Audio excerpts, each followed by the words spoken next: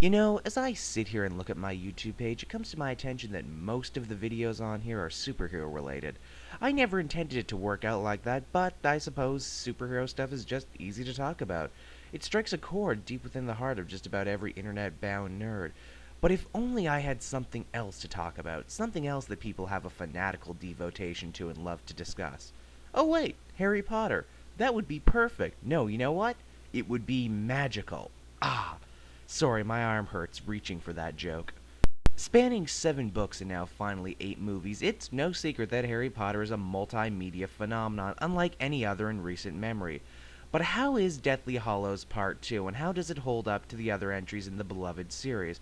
Well, to make a long story short, and trust me, Harry Potter is a very, very long story. In my humble opinion, it's pretty damn good. Well, the film does a great many things right. I think the best choice that was made for the film was to essentially hit the ground running as soon as possible.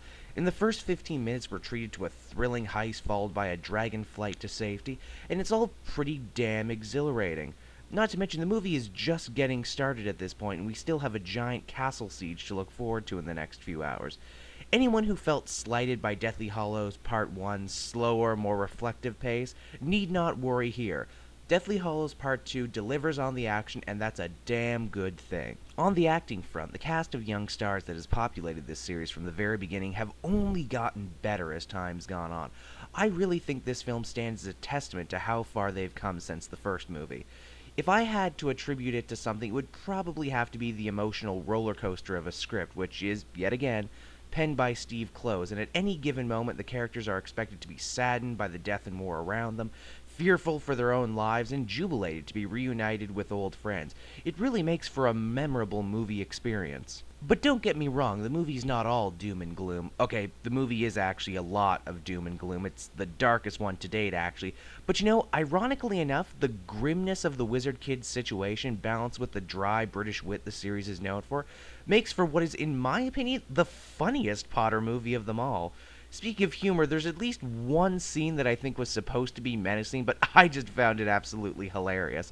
It's near the tail end of the movie. Voldemort, the series' big bad, gives someone what is easily the most hilariously creepy hug I have ever seen put on film. I laughed so loud, I think I might have actually pissed off the people behind me. Speaking of crowds, and I kind of was, I saw this movie Saturday on my birthday in a packed house in the historic Highland Cinema in Kinmount, Ontario, and these people were just in love from start to finish. They cheered when the movie started, they gave thunderous applause during the big character moments and colorful effect scenes. I saw one guy jump out of his seat when 2 characters finally kissed, and finally, and probably most amazingly enough, the pretty girl next to me was actually getting teary-eyed, and she had read the book that the movie was based on at least 3 times, I found out. Now that's a powerful movie if it can inspire that kind of behavior in people. In the end, it's honestly kind of hard for me to find things to criticize about this movie. It's not perfect by any stretch of the imagination. I personally felt the ending could have been a little bit better executed, but then again, that's always been director David Yates' problem. He starts very strong, but has a lot of problems when it comes to finishing. The movie also expects you to buy some really big character things, and they hold off on some really big game-changing information for what I feel is a little bit too long. But honestly, between all the great little nods to past movies, the excellent, often heart-wrenching revelations, especially the stuff with Alan Rickman's character Snape, it might very well be one of the best movies of the summer, if not one of the best of the year, and certainly an excellent place to end the series. I guess now that the film series is officially wrapped, in the coming weeks and months we'll probably see all sorts of different people ranking the movies from best to worst. If I may throw my 2 cents, and I still think number 3 is probably the best of all the movies, with The Hallows coming in at a close second. I would say 3 is probably the best because it works as a self-contained film, is free of a lot of the continuity, and hey, Gary Oldman, who doesn't love Gary Oldman? As far as weakest would go, I would probably say 5 for my own personal reasons, but I know I'm kind of in the minority on that one. I suppose, too, now that it's all over, we can start taking bets, too, as to which one of the main kids is going to be in another good movie, get a sex tape, a drug addiction, or get some kind of paternity suit filed against them.